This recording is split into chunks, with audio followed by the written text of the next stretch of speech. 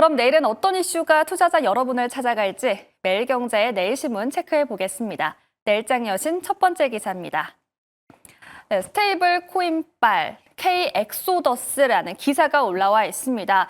엑소더스는 대이동 혹은 대탈출을 의미하는데요. 이 스테이블 코인을 통해서 어떤 게 탈출됐는지 기사 살펴보겠습니다. 트럼프 대통령이 당선된 지난해 11월부터 지금까지 국내 가상자산거래소에서 스테이블 코인을 통해 유출된 자금이 무려 50조 원에 달하는 것으로 나타났습니다. 스테이블 코인은 비트코인과 이더리움과 같은 일반적인 가상자산과는 다른데요. 송금 과정에서 가치 변동이 발생하지 않습니다. 시세 차익을 노릴 수 없기 때문에 보통 투자용으로는 거론되지 않는데요. 국내에서는 이 규제가 많다 보니까 자산을 해외 거래소나 개인 지갑으로 이동하기 위한 수단으로 사용이 됩니다. 그래서 해외 거래소로 급격하게 빠져나가는 경우가 많은 건데요. 지난해 12월부터 지난 2월까지 국내 거래소에서 약 84조 원의 가상자산이 유출됐습니다. 이 중 41%가 스테이블 코인인데요. 약 50조 원이 해외로 나간 걸로 추정되고 있습니다. 트럼프 대통령의 당선과 계엄 사태로 코인 시장이 뜨거웠던 때였습니다. 거래 비중은 계속해서 커지고 있습니다. 전 세계적으로 화폐 국경이 사라지고 있는 가운데 정부는 이 스테이블 코인에 대해서 활용 실태와 대응 방안을 진지하게 고민해야 할 것으로 보입니다. 이와 관련된 이야기 김흥태 매니저와 풀어보겠습니다. 매니저님 안녕하세요. 네, 안녕하세요. 네, 트럼프 대통령이 당선된 이후에 스테이블 코인이 무려 50조 원이나 증발했다라는 기사를 살펴봤습니다. 요동치는 가상화폐에서도 스테이블 코인은 디지털 피난처로 불리면서 주목을 받고 있는데요.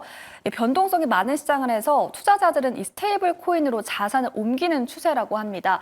국내에서도 관련주가 있을지 그리고 전망은 어떻게 될지가 궁금합니다.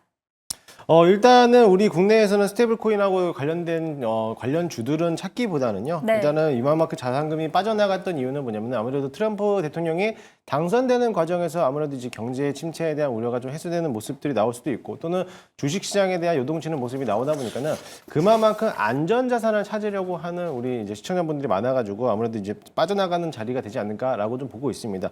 그러면서 이제 대통령이 취임하는 당시부터 해서도 역시나 마찬가지로 비트코인에 대한 급변동이 많이 심하고 있는데 특히나 스테이블 코인 같은 경우에서는 금과 국채 금리하고도 연동되다 보니까는 아무래도 조금 더 안전 자산을 선호하는 그런 투자자들이 많이들 생겨나다 보니까는 자금력들이 많이 빠져나가는 것 같아요. 그러다 보니까 어느 정도에 대한 이제 모습들이 나왔는데 최근 들어서 이제 관세 부과하는 얘기가 나오다 보니까 주식 시장에 대한 힘들었던 모습들 그런 모습들이 이 비트코인하고도 연계되다 보니까는 최근 들어서 스테이블 코인도 역시나 마찬가지로 조금 더 수익성이 좀 떨어지는 모습을 보이고 있습니다. 물론 이제 안전 자산하고 이제 달러화에 대한 1대1 자산 비율로서도 연동하다 보니까는 그만큼에 대한 좀 실물 경제와 또 연동하는 모습으로서 안전 자산으로 선호하고 있지만은 과거에 여러분들이 루나 코인에 대한 사태를 좀 알고 짚어낸다라면 그만큼에 대한 100% 안전하다라고는 이룰 수는 없습니다. 그래서 그 정도에 대해서는 어느 정도에 대한 투자에 대한 욕심들은 조금 더 비중을 줄여놓으면서 좀 더 긴 후로서 가져가는 모습을 좀 바람직하지 않나라고 보고 있고요. 너무나 이제 코인 쪽에 대한 시세보다는 조금 더 유동성의 현금 자산을 보유하는 것도 투자 전략에서는 좀 필요한 전략이다라고 보시면 될 것 같습니다. 네, 현재 변동성이 많기 때문에 조금 더 보수적인 관점으로 접근해보자라는 답변 만나봤습니다. 이어서 다음 기사 살펴보겠습니다. 이번에는 기아 관련 소식으로 준비해봤습니다. 기아 EREV 개발 속도전 텔루라이드에 탑재한다 올라와 있습니다. 기아가 북미 전용 SUV 텔루라이드에 EREV 시스템 탑재를 검토하고 있습니다. EREV는 주행거리 연장형 전기차인데요. 한마디로 완전한 전기차에 가까운 하이브리드 시스템입니다. 일반적인 하이브리드는 엔진이 주한 동력이고 배터리가 부주동력으로 작동하는데요.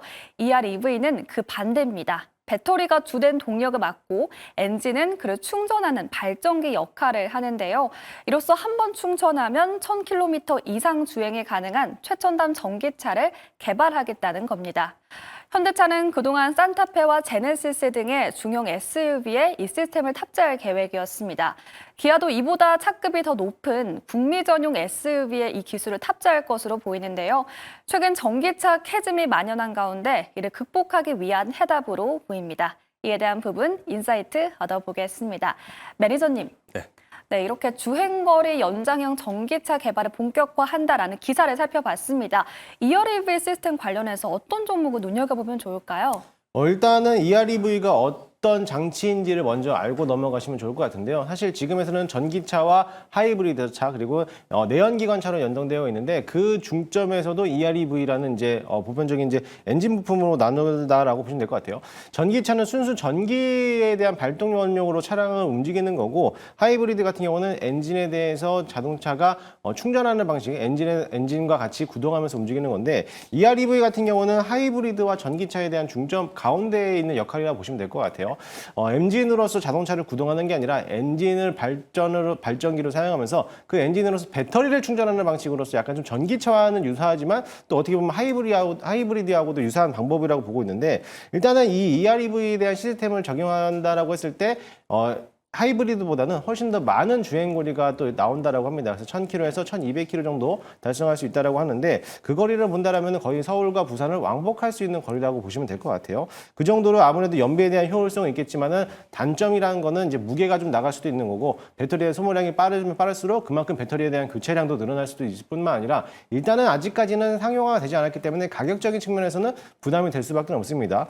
일단 제네시스에서는 26년도부터를 상용한다라고 하면서 뭐 GV80이라든지 GV 시리즈에다가 탑재를 하면서 출시를 하겠다라고 했는데 아직까지는 우리나라 시장에서 전기차에 대한 상용화가 그렇게 도드라지게 좋다라고도 평가를 받지 못하기 때문에 오히려 EREV보다는 하이브리드 쪽에 대한 이제 자동차 판매량이 더 증가될 수 있다라고 보시면 될 것 같아요.